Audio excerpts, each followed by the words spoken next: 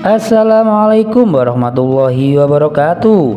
Selamat datang kembali di channel Bibi Cerita, yang mana cerita kali ini berasal dari Abu Nawas yang berjudulkan Abu Nawas memberi hadiah yang aneh kepada hakim yang baru.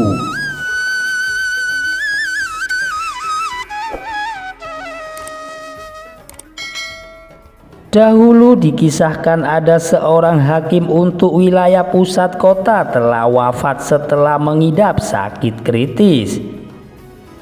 Baginda Raja pun mengutus hakim baru yang terkenal dengan sosok yang kejam dan bengis. Ketika hakim sudah sampai di pusat kota, para saudagar, para pemuka agama dan tokoh setempat mulai berdatangan untuk ke istana. Mereka pun membawa hadiah untuk Tuan Hakim sebagai ucapan selamat. Tuan Hakim menanyakan sosok dari Abu Nawas yang sering ia dengar. "Mana Abu Nawas? Kenapa dia belum juga menghadap?" tanya sang hakim. "Kami tidak tahu, Tuan. Nanti kami akan menemuinya," jawab mereka. Setelah pulang, mereka menemui Abu Nawas di rumahnya. "Wahai Abu Nawas, kamu dicari Tuan Hakim," kata mereka. Abu Nawas pun ingin menemui sang Tuan Hakim baru dengan membawa sebuah hadiah yang sederhana. Namun apesnya, ketika di tengah-tengah perjalanan, buah-buahan yang dibawa oleh Abu Nawas bergelinding di atas nampan. Abu Nawas mencoba menatanya kembali, akan tetapi buah-buahan itu terus menggelinding di atas nampan. Karena kesalnya, Abu Nawas akhirnya memakan buah yang ia bawa, sehingga hanya tersisa satu butir. Sesampainya Abu Nawas di istana, Tuan Hakim menyambutnya dengan hangat.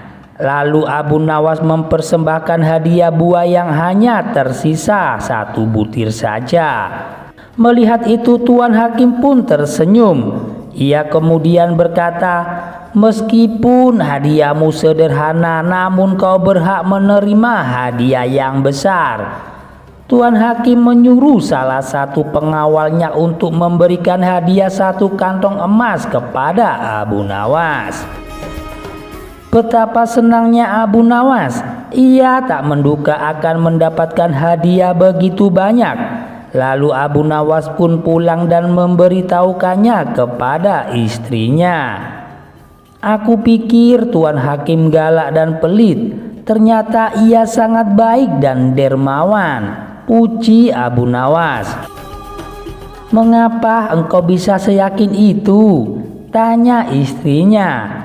"Tadi aku baru dari istananya dan Tuan Hakim memberiku satu kantong uang. Padahal aku hanya memberinya hadiah satu butir buah," kata Abu Nawas melanjutkan.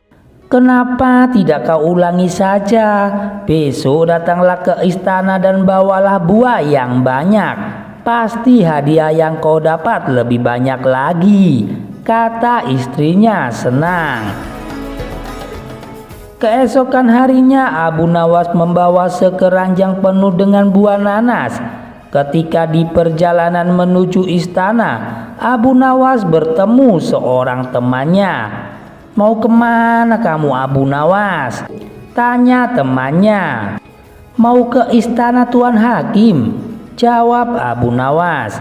"Menurutku lebih baik diganti buah yang lebih pantas, Abu Nawas, seperti buah anggur," kata teman Abu Nawas.